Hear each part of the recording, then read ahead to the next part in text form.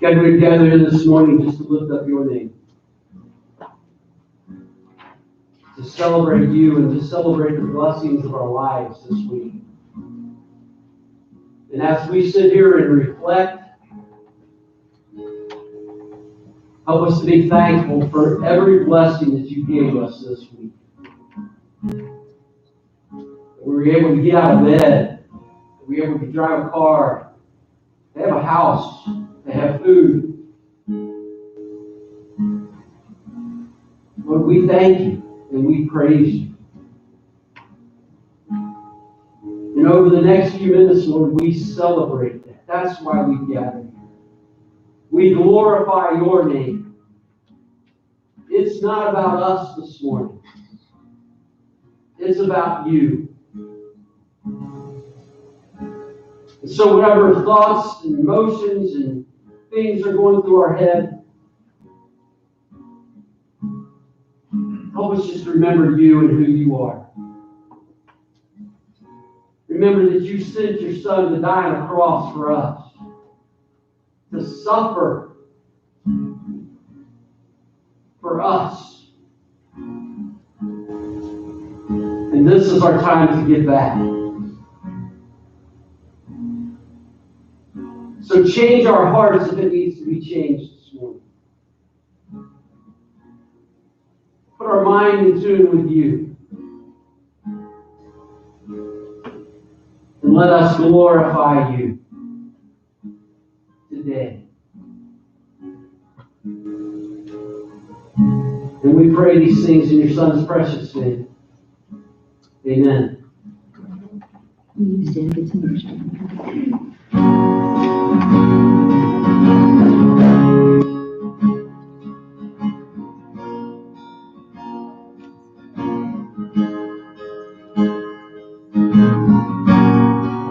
Everyone needs compassion, a love that's never failing.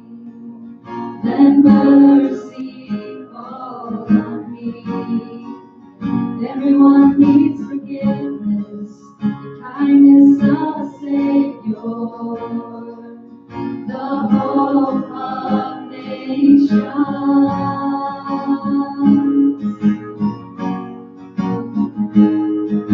Savior, He can move the mountains. My God is mighty to save. He is mighty to save forever. Author of salvation. He rose and conquered the grave. Jesus conquered the grave.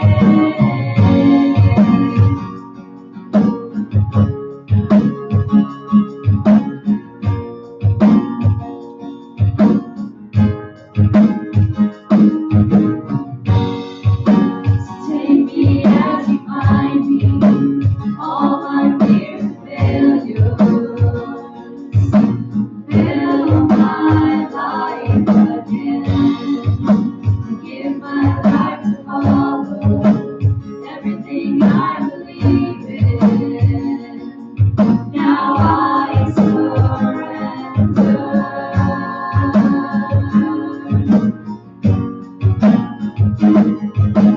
Savior, He can move the mountains. My God is mighty to save. He is mighty to save forever. Author of salvation. He rose and conquered the grave. Jesus conquered the grave.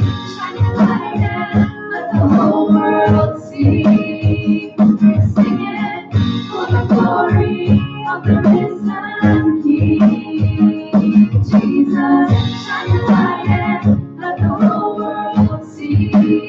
We're singing for the glory of the risen King.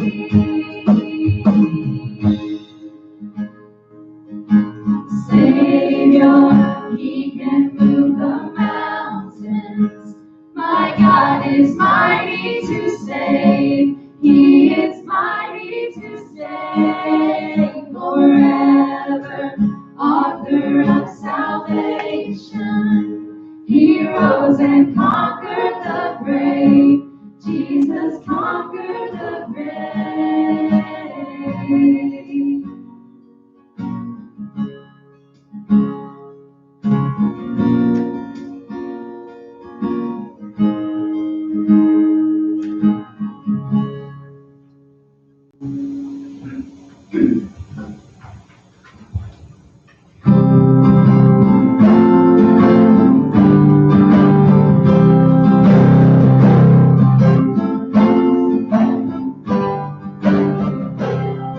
As morning dawns and evening fades, you inspire songs of praise that rise from earth to touch your heart and glorify your name. Your name is a strong and mighty tower. Your name is a shelter like no other. Your name, and the nations sing it louder, 'cause nothing has the power to save but your name.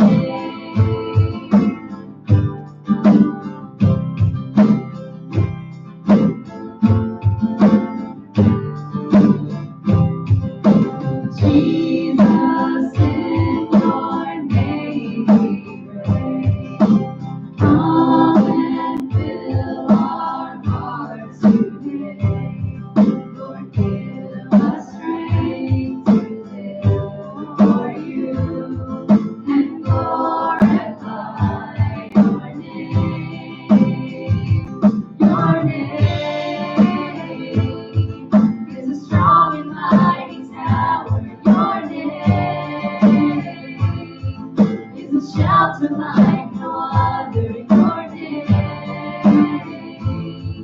let the nations sing it louder. 'Cause nothing has the power to save, but your name is a strong and mighty tower. Your name is a shelter like no other. Your name, let the nations sing it louder. 'Cause nothing has the power to save, but your name.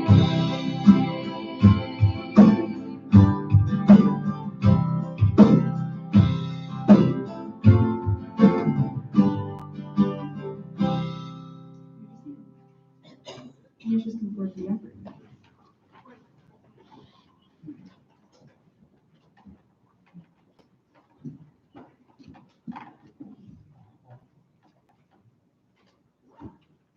Father, thank you for this day, Lord. Thank you for your Son that died on the cross for our sins to give us our salvation for eternity, Lord God. Lord, we pray you'll take this offering, bless it for the work here in this church, bless the gift, Christ. In Christ's name. Amen.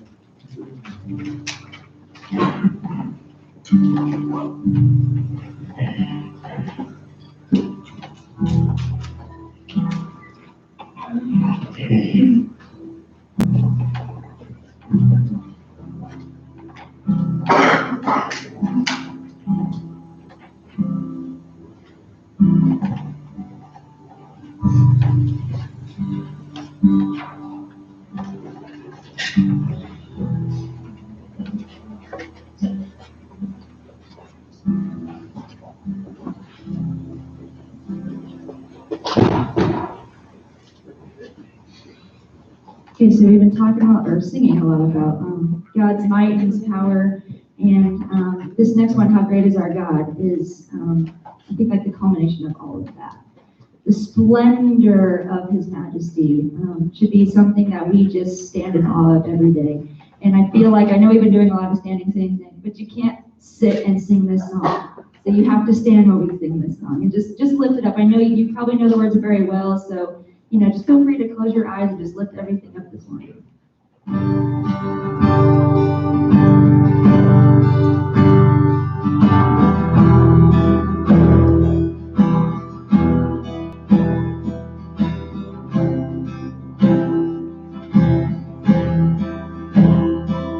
The splendor of the King, clothed in majesty, let all the earth rejoice, all the earth rejoice.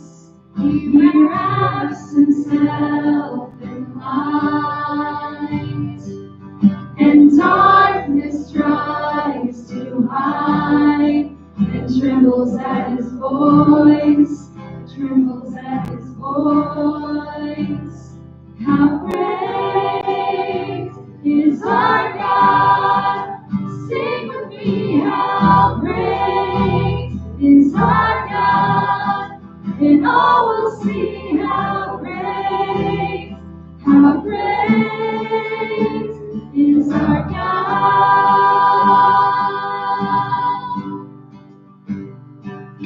And age to age He stands,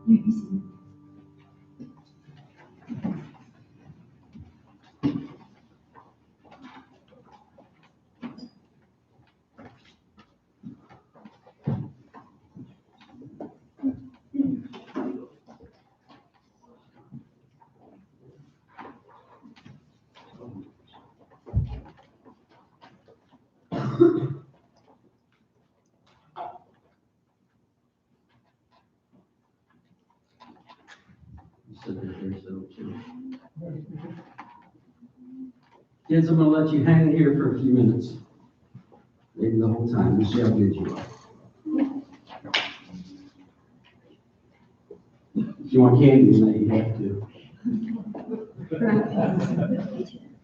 Makes it easy, doesn't it? Right? Last week, we talked about overcoming that dry bones mentality and what that looks like. And the thing we said last night is we have to prioritize some things. We have to make, priority has to be a huge thing. And so I thought, well, priorities. We got a few nurses that work in the medical field in here, and I guess Amanda, if Rachel comes in ready to drop that child, and Cooper comes in by stubbing his big toe, are we going to take the big toe first? We're gonna scream for somebody to come.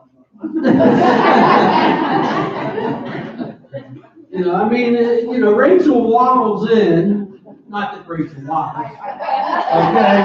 We don't want to ever say Rachel waddles, right? But you waddle. She waddles in, and she's like, oh! And Cooper runs over and goes, Mommy, I hit my toe on the chair. And he may be more dramatic than Rachel, probably, right? Yeah. But our priority is definitely, I hope, unless some of you got messed up priorities, we're going to go to that baby. And we're going to say, oh no!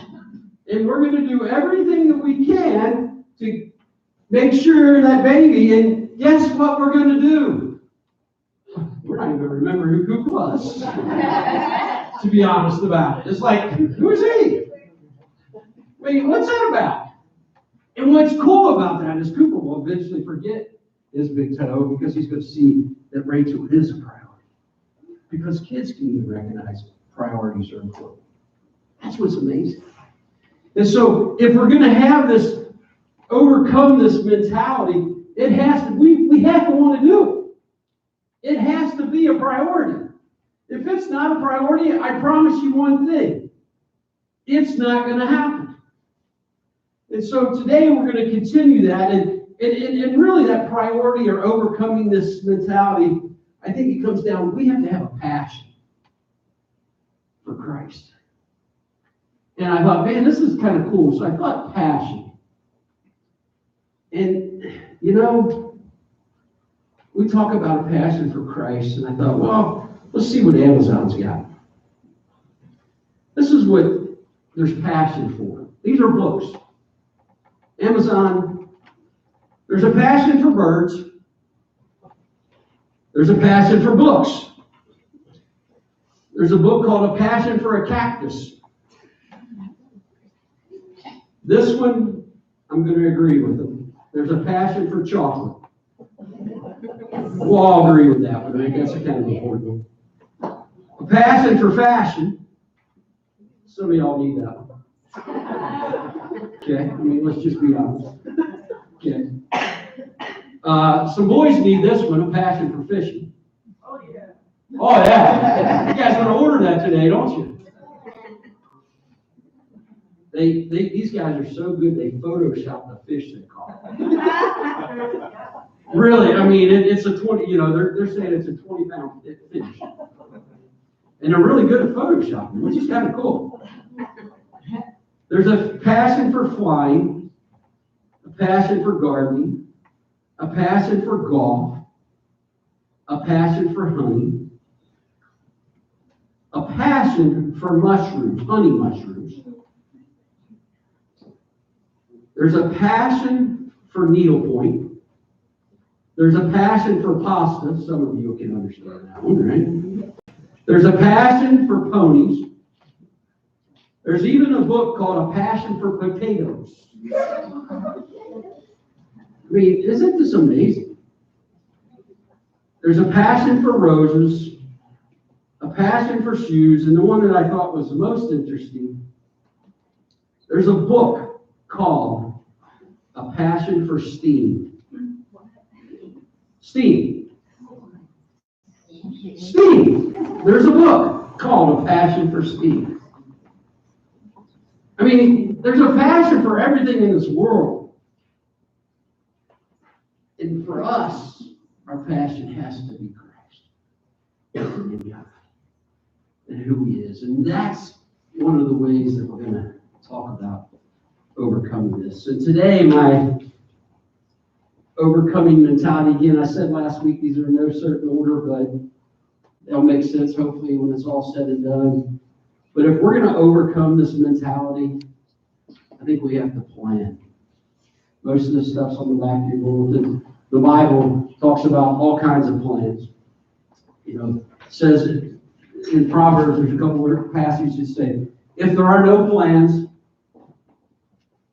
everything will fail. Now, some of you have tried to do some things without planning, right? And you had to call somebody else to fix that thing. You know, it's like, well, I'm just going to go in and I'm going to fix this plumbing issue. And I have no clue what I'm doing. And when the basement was full, you thought, well, it better be time to call a plumber. I mean, there's things that we have to do. We have to do that.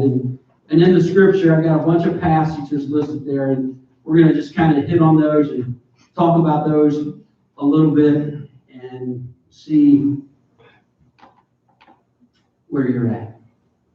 And when I think about this, and I like to say this every once in a while because I know some people listen online, and there's some people that listen online are not believers. And I think that you can take this passage, I think you can take this sermon, and if you say, I don't want to have anything to do with Jesus, that's okay, because you can still use this in your everyday life, because I think we all need it. I think it's important.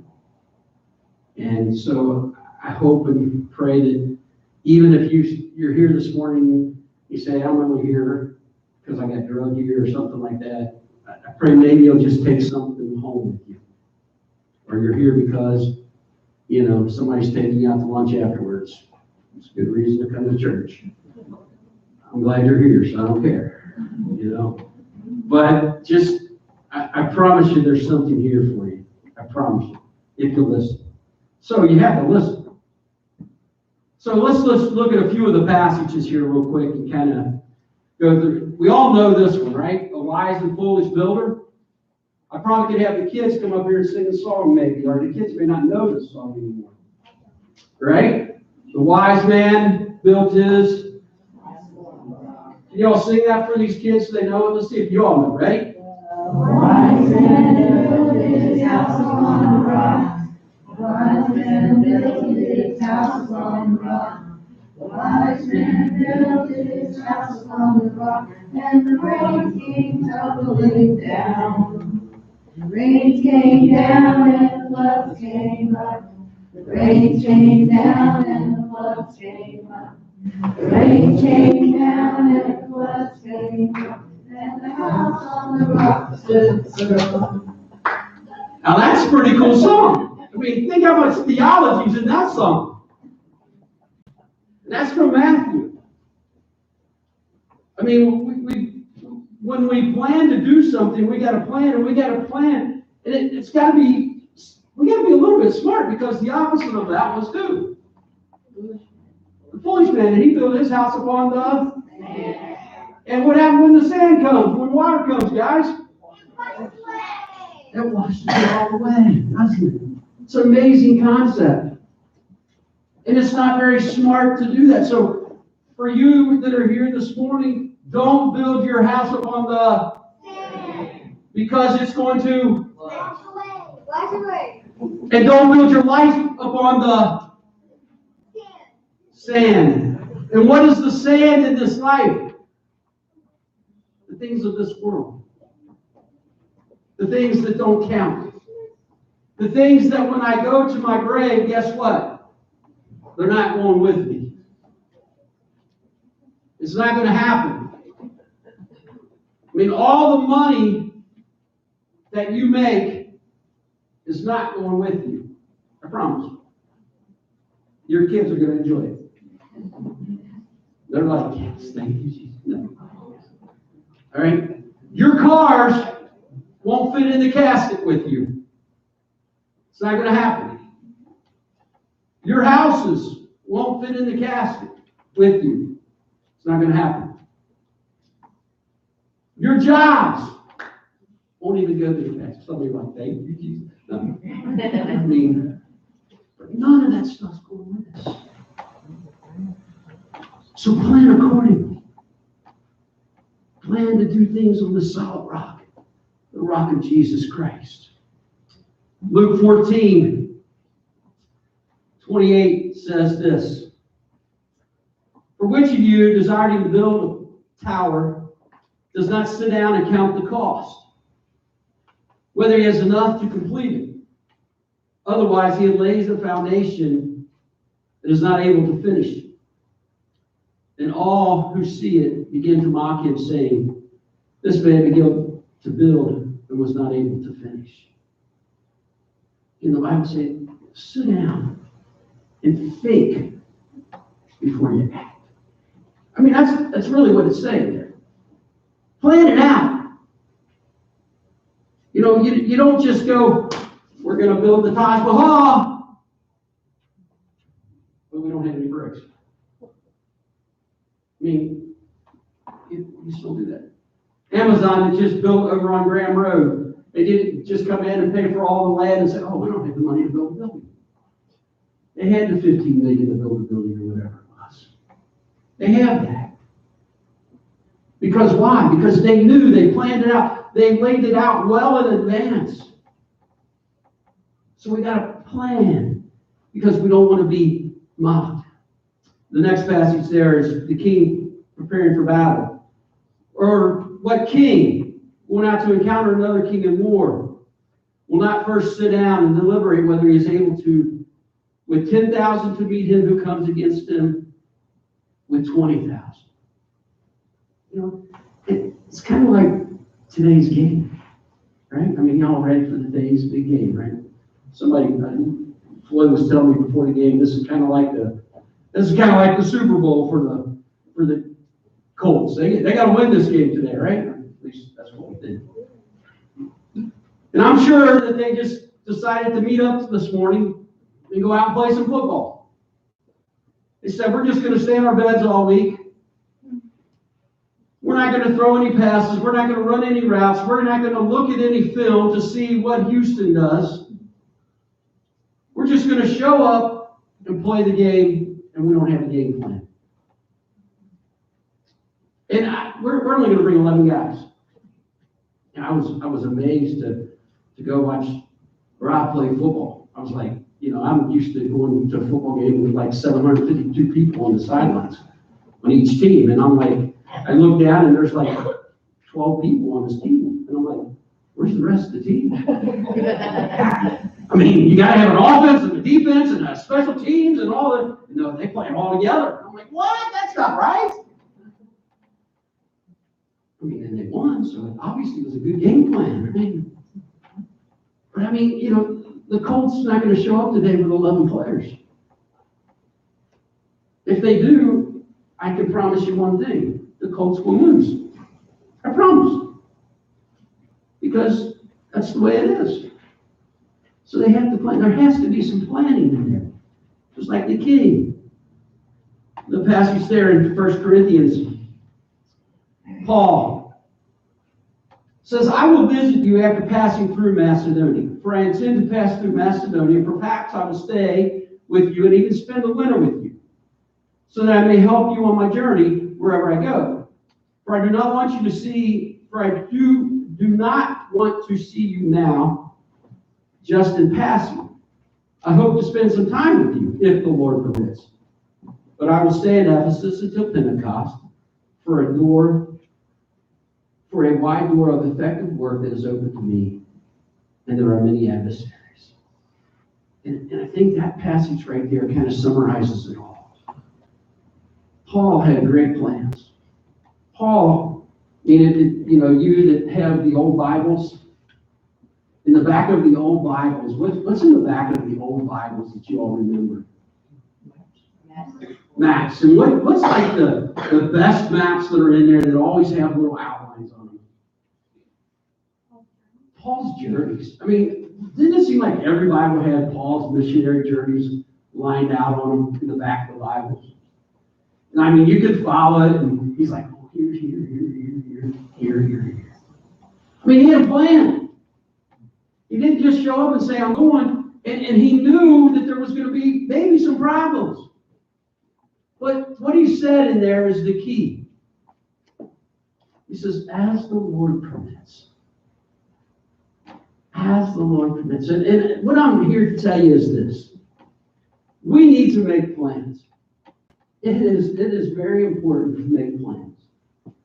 But guess who's in control of those plans? God. Proverbs 16:3 says, commit to the Lord whatever you do, and he will establish your plans. And I think this is part of that dry bones mentality. Once we commit to the Lord, my plans are going to line up with his plans. And it's going to be successful most of the time. You're like, wait a minute, that doesn't sound right. Most of the time? Amanda was talking to me Wednesday night, and we were talking about Job, and she's like, wait a minute, man, this guy did everything right. I thought about this, and I think this is going to be my next sermon series. I've been thinking about this all week. What kind of faith did God have in Job? Think about that. We always talk about our faith in God. But think about the faith that God put in us. And the faith that God put in Job. I mean, God, that's a bold statement. Hey, have you seen my prophet, my man, Job down there? I mean, he's kind of blameless. And God was kind of like bragging on him, and he says, I know he's gonna stand up to the test. And Job had laid out his life perfectly. I mean, everything was like, you talk about an awesome life. It was an awesome life. And then it all came crumbling down. And Job whined and he cried a little bit, as all his friends really whined and cried. They said, curse God, and Job wouldn't do it. And at the end, and this is what Amanda came away. In the end, it's God. It's God. God has a plan. So we have to figure out that. And we have to give it to the Lord this morning. So I just, again, on the back of the bulletin, it's there, so it's pretty easy to follow along. But if we're going to do this, if we're really going to become and overcome this dry bones mentality, and listen, I think the church is infected with this today. I believe the church in America is infected with the dry bones mentality. I believe it's here in our church. I believe it's in some of you. And I'm going to give you a way to, over these few weeks, I'm praying that you'll follow this course, and I believe that you'll come out. So, we have to prioritize. Okay, it has to become a priority. Do I really want to get out of that mentality? I mean, it's one thing to say it, but do I do that is to put a plan in place. So here we go. Ready? Make a plan. It has to start. I have to make a plan to have a plan. Kind of makes sense? Does everybody understand that? I have to make a plan to have a plan. Because there's a lot of us that go through life without a plan. There's a lot of us that go through life trying to pin the tail on the donkey, and there's no donkey. But we're really good at walking around and thinking, I think I got it this time. And it was the cat. Or it was the dog. And we have no plan. And so we wonder why in the world is our life like this? We wonder why in the world does my life seem in shambles? It's because I don't have a plan. I mean, if nothing else, make your plan. I want to glorify you, Lord. But you've got to make a plan. It has to be there. What's the purpose of that is the next thing. Well, why am I making this plan? I love the story. Thomas Edison, brilliant dude, right? And his first wife passed away, and he fell in love with another young lady. And as he began to romance this young lady, he did what every great gentleman does. He taught her the Morse code. I mean, you want to get a hot date? Teach your wife the Morse code, or your spouse, or your boyfriend or girlfriend. Guys, you want a hot date? Tell them tomorrow at school we're going to start learning the Morse code. Make sure you know it first, though, okay? Before you teach it. All right? But, this was his, he's like, we're all thinking of this, and you hear the story, you're like, this dude's a loser. That's what a lot of people think. He's a loser. Who in the world would teach a girl that he kind of likes the Morse code? And as time went on and she began to learn this Morse code, they fell in love, believe it or not, over the Morse code. Wonderful thing. Just breaks my heart. Continue to preach with this love story. And then one day, he said, I'm going to test her. That's what we all do, right? And see if she's a real woman that we want to love, right? We're going to put her to the test, right? Juan's like, this is what I did. Man is going, no! You got to put him to the test. And so he begins to beep out the code. And I don't know Morse code, but beep, beep, beep, beep, beep, beep, beep, beep. I'm sure that's what it sounded like.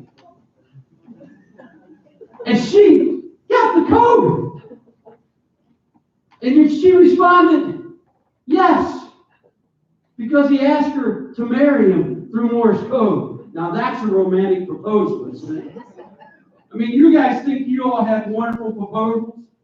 That's the best. I'm going to Morse code you a marriage proposal. She said yes. But you know what his purpose was? So she would learn the code. And I don't know if it was in the beginning of his mind thinking, I'm going to ask her to marry him. There was a purpose for him teaching her the code. And there's a purpose for us to come up with a plan. What is that purpose? The purpose, obviously, we think, we hope, is to love God more. My purpose in life, and I've developed this probably 27, 30 years ago. It was I wasn't midlife, but a mid-teenage, but I said, God, I am tired of going through the motions. And my goal in life is to look more and more like you every day. I want to be like Jesus more and more every day. That's my goal. And to do that, I have to study. There has to be a purpose for me studying. I have to study the Word. And I have to study who Jesus is, because if I don't know who Jesus is, there's no way I can look like him more and more every day. And I want to start to emulate who Jesus was. I want to treat others the way Jesus treated others. And I want to love the way Jesus loved. And I want to serve the way Jesus served. And that's my goal. Now, I'm here to tell you that I fail sometimes. We'll talk about that in a minute. But what's the purpose? You got to make a plan. You got to come and figure out the purpose of it. You got to prioritize. We talked about that last week. The baby's way more important than a stubbed toe. Loving Jesus is more important than having a big house. Loving Jesus is the most important thing, because loving Jesus is eternity and everything else is temporary. And I want my eternity to be great. And so that is my priority. That is my number one priority. And that should be your number one priority. So once I make sure it's a priority, I have to set a goal. There's got to be some goals in life. It's mandatory that we have a goal. Some of you have never set a goal in your life, and we use this thing, oh, goals, they're not good. And the reason we say goals are not good is because we know probably we're not going to hit the goal. And so the reason we don't set goals and we say the goals are not good is because we think, oh, that makes me a failure. And I would rather be a failure at loving God and looking more and more like Jesus every day than never trying to look like Jesus every day. So I would rather fail 3 days a week and hit the mark 4 days a week, but at least I'm hitting the mark some days. And I don't think God looks at us as a failure. I think we have to have goals in life. You know, his goal in teaching his wife the Morse code was, his goal is he wanted to get married. It's a great goal. Kids, you want to get married?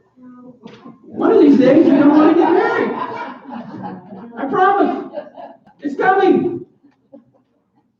I mean, some of us, you know, go to homecoming and we kiss our girlfriends and boyfriends and all this kind of stuff, right? All you, what are you getting red back there for? I said boyfriends and girlfriends. Are you thinking I'm talking about you? Yeah. I would never talk about you like that. Guess what? There's girls in this room that have boyfriends too. Was that your goal? Now we got to talk. Since you come forward. I mean, it's important to set goals in life. Because if I don't set a goal, guess what? I'm never going to hit it. I mean, you know, Aaron talks about how great of a shooter he is. That's right. He's a great shooter. But there's never a target. So he hits it every time. He never misses. I mean, it's an amazing concept. I love that concept. I can be a great shooter with that concept, right? 100% accuracy. Exactly. I mean, we love that. And sometimes that's the way we are in life. I hit it. What'd you hit? I don't know. I hit it. That's all that matters. Set a goal. And don't be afraid of failure. One of my favorite books of all time is a guy named, some of y'all know, a guy named John Maxwell. One of the very first books that I read when I went into ministry was a book called Failing Forward. And the whole story, every story in there is about guys that failed and girls that failed. And they didn't stop. They went on, and they went on, and they went on. It's an amazing story to hear the story of Wendy's. Dave failed a few times. The owner of Famous Dave's filed bankruptcy 3 times. But now he's got $1 million chain, over $1 million chain.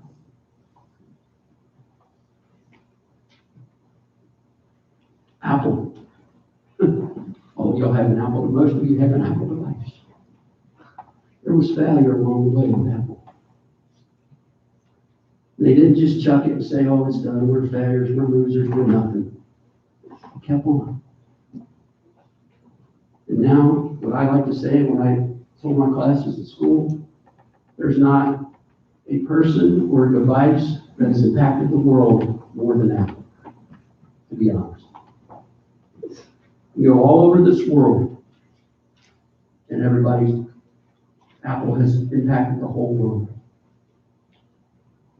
And, you know, there was failure along the way.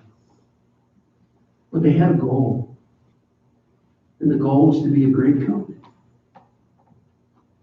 And today, guess what? It's a great company. And they're continuing to strive. And that's why you continue to get the iPhone 2600 when it comes out. Your grandkids will be using the iPhone 2600. But it's there. They set a goal. Set a goal in life. The next thing is really important. So I think we need to master the obstacles. One of my favorite stories in the Bible about the church and just about building is is the story of Nehemiah. Nehemiah was, he was a cupbearer. I mean, the dude, everybody knows what a cupbearer. He drank the cups before the king did to see if the king was getting poisoned. I mean, so his job was really to make sure the king didn't die. There's a possibility that he was going to die. Because in those times, unfortunately, the reality is the greatest way to become the next king is to knock off the guy in front of you.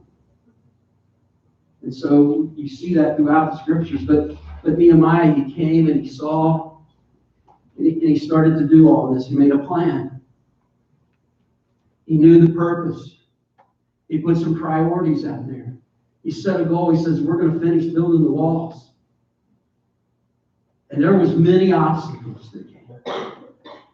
And a lot of them. And every obstacle, he said, you know what? I'm going to master those obstacles. And people, I'm going to master those obstacles. And sometimes we don't realize that we, again, because of the God that is in me, because of the Spirit that is in me is greater than anything in this world, I have mastered. I can master them. I can figure it out. But again, if I don't have a goal, it's hard to figure out the obstacles. So once I set the goal in place, now I can say, okay, this is going to be an obstacle. I want to love Jesus. I want to be more like Jesus. I don't want to have this dry bone mentality. So what are the obstacles in my path?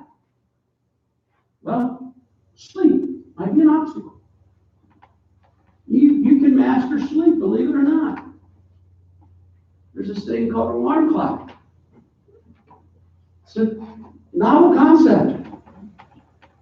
It's amazing. If you set it for the right time, that thing goes rah, rah, rah, or music or whatever it is that you tune yours to. Some of you, your problem is your alarm clock sound is soothing music that puts you back to sleep.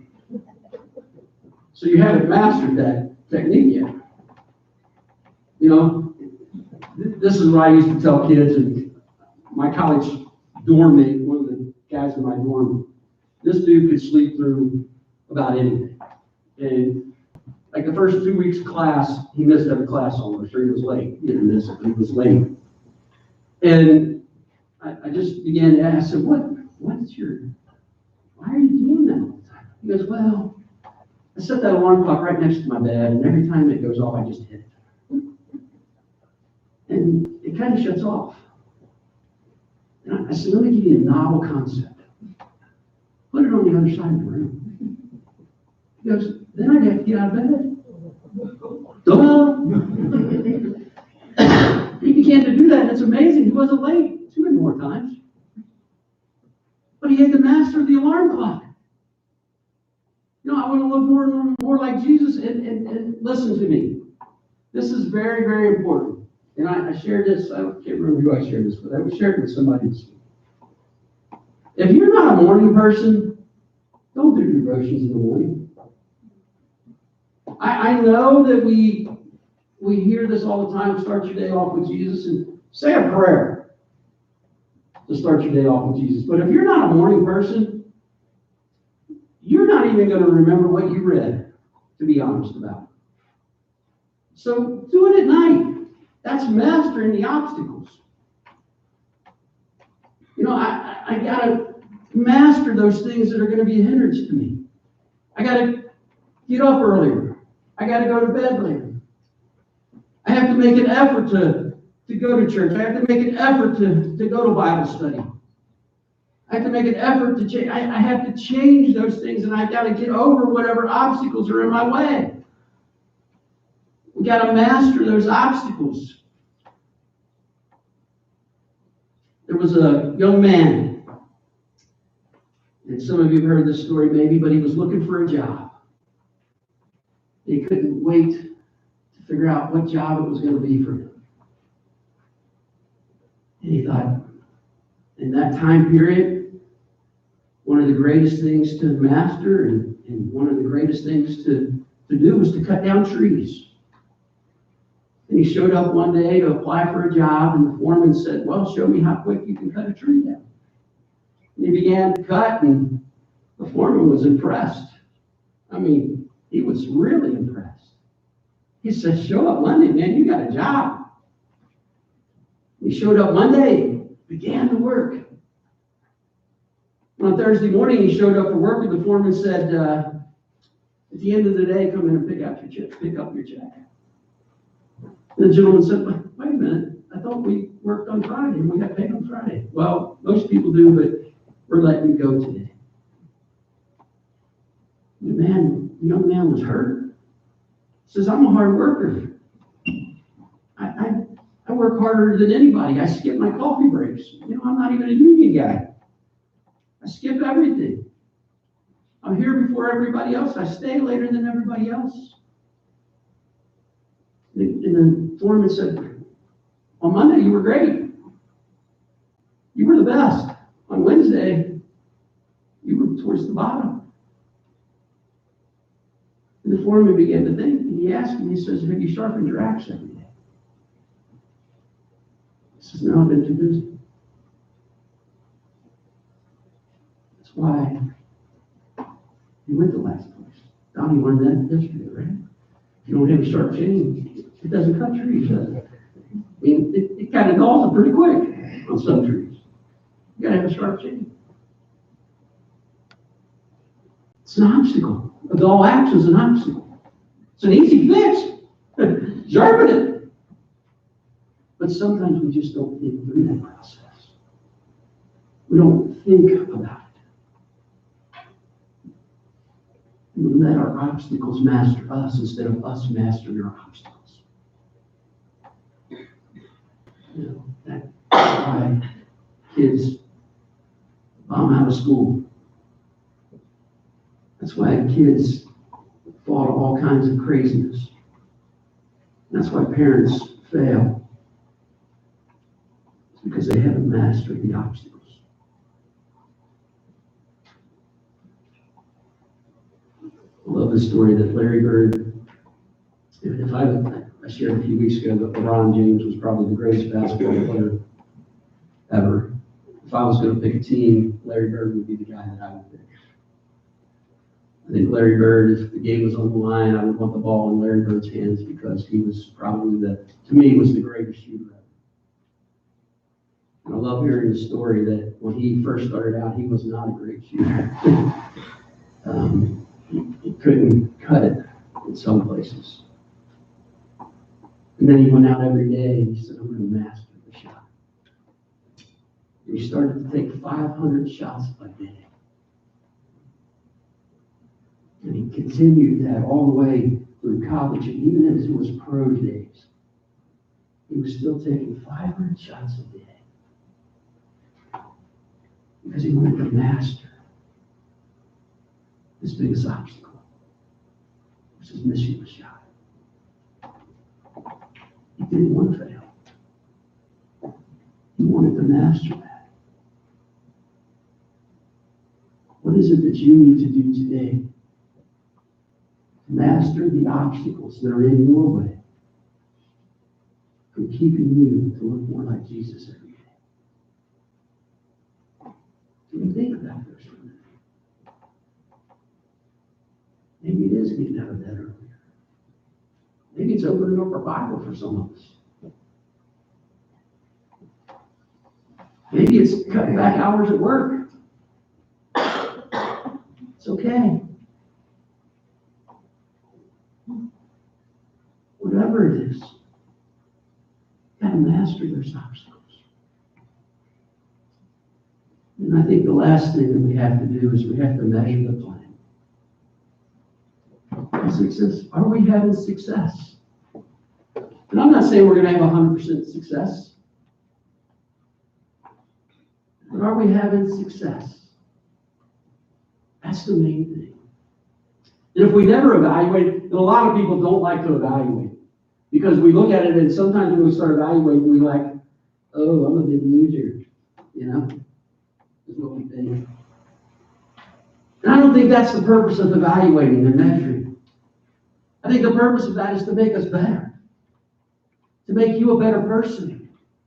That's why we measure those things. That's why we check. That's why we evaluate.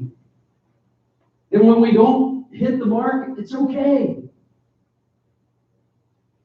Because we're going to get back up the next day and we're going to do it again. Love high school sports. I loved high school soccer. Love basketball more, but I loved high school soccer. Our Christian school had the opportunity to go for 4 years while I was on the high school team. We went to a place in North Carolina called the Wilds Tournament. It's a Christian tournament down in North Carolina that soccer teams from all over the states come from. Literally every state has a regional, and then the top 16 teams show up in North Carolina for a 3-day soccer bash. I mean, and we play each other, and you have to win so many games to make it there. And we were probably one of the smallest Christian schools at the tournament, but we had a great coach, and we worked hard, and we tried to really work hard. And we played on a Thursday afternoon, and we were playing the number 2 team in the nation from Wisconsin.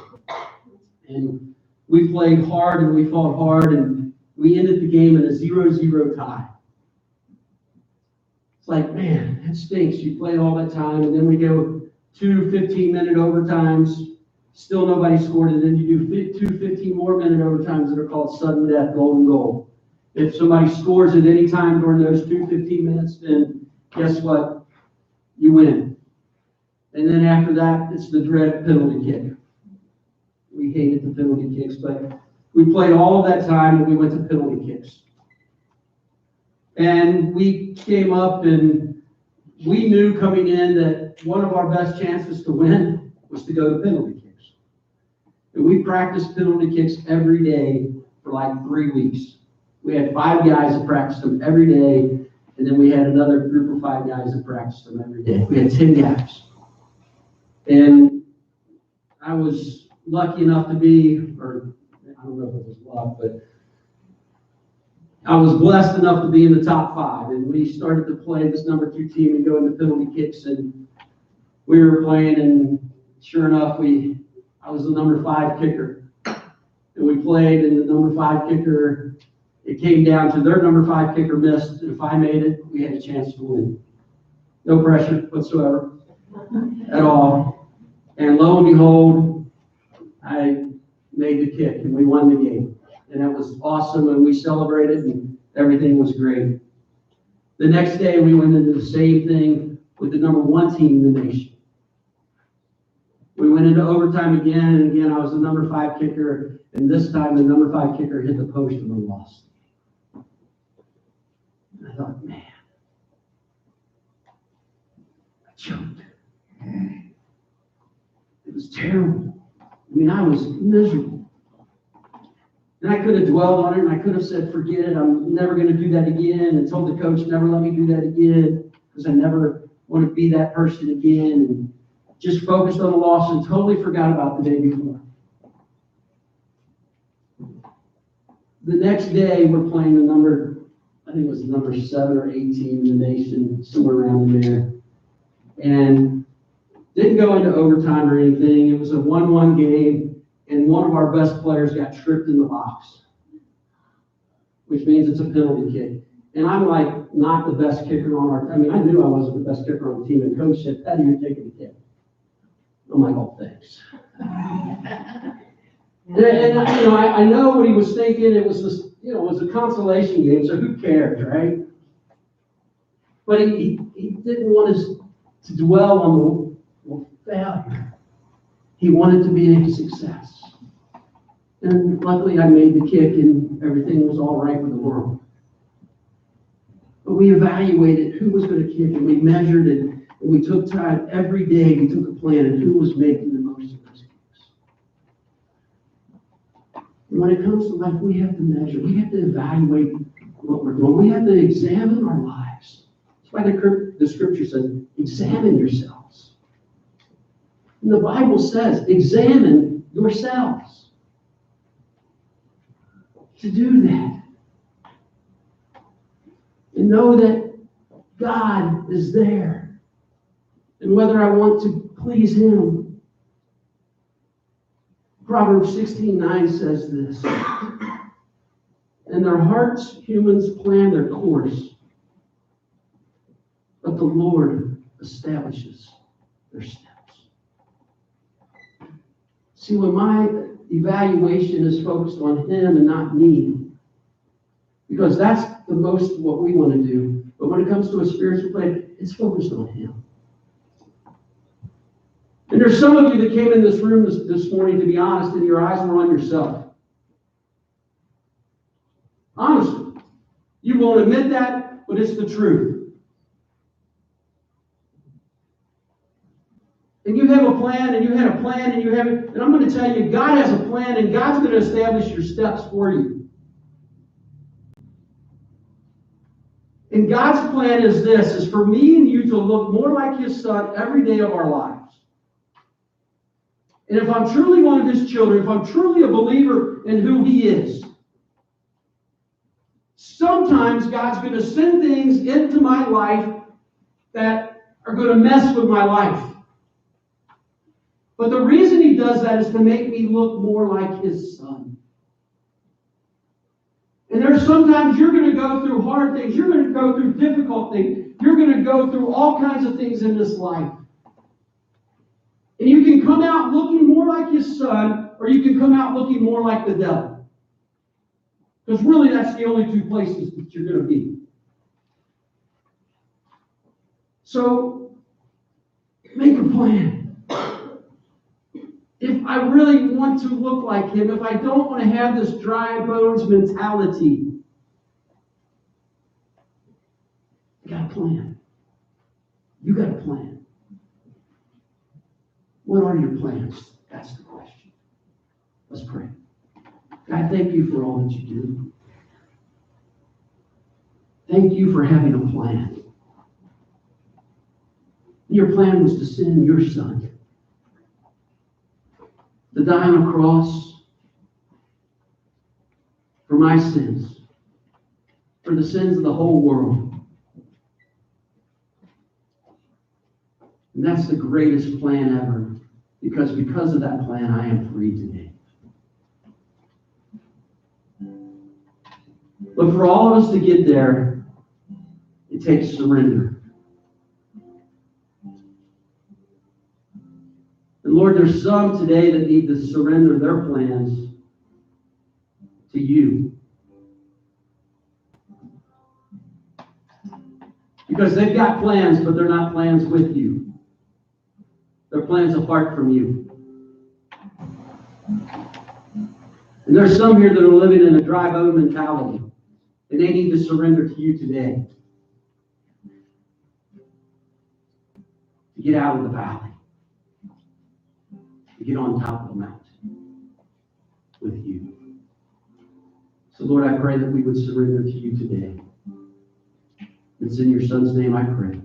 Amen. Stand together and sing.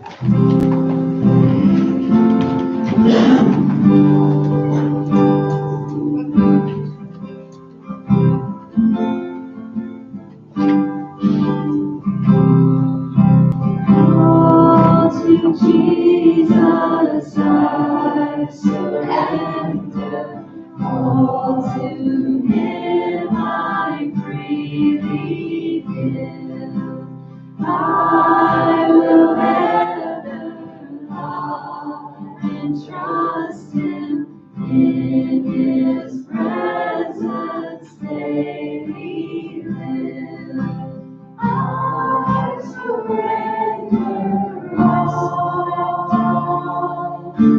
I surrender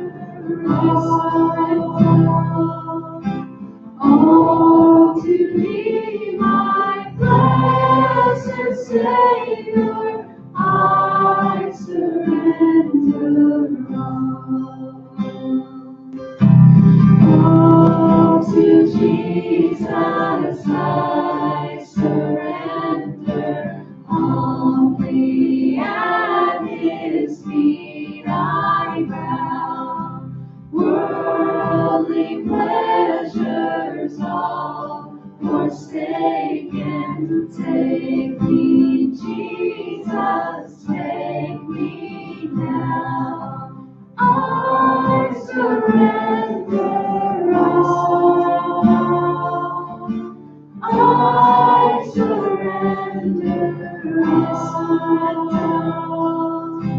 all to thee, my blessed Savior, I surrender all. God, we just come to you today, and we do want to surrender to you. For those that are holding on, let them surrender. Let them quit fighting. It's a battle they're not going to win. Because you are great. You're greatly to be praised. So, Lord, I pray for that one that is holding on. And maybe it's just 10% of stuff they're holding on to. But it's that 10% that's holding them back. It's that 10% that's keeping them in a dry bones of empowerment. Let us give 100 for you today. I pray. In your son's name. Amen. So you see it real quick. A few announcements. Take time to read the bulletin, obviously. Trunk or treat is tonight. If you can come out and help us connect in the community, that would be awesome. And doing that, there's Bible study next Sunday after church, right after church, about small group time. If you want to stay, call Thrive. It's a good study that Brian is leading, so it's every other week. So keep that in your thoughts and mind as you go through that. Other things in the bulletin, the Secret Sister sign up is there. I know that. You can do that back there. There's some other sign-ups over here on the board that you need to sign up for. Take time to come over here to men's prayer breakfast coming up. There's a bowling night out. We're going to go down to some bowling lanes in Franklin. They have the mini bowling and kind of do some, and that's open to anybody that wants to come. So we'll get a cost on that eventually, but sign up so we know, so we can plan ahead to do that. We're going to eat dinner beforehand and stuff like that. So there's some things. Take time to read everything in the bulletin. It's there for your pleasure. It's good reading. In between cold touchdowns today, take it home with you. Great. We had a decent show up last year, kids, so as many cards that we could get. Even if you didn't sign up for a card, just bring one and hand out some candy because they really enjoyed it. So we had a pretty good turnout. Bring candy. Free candy.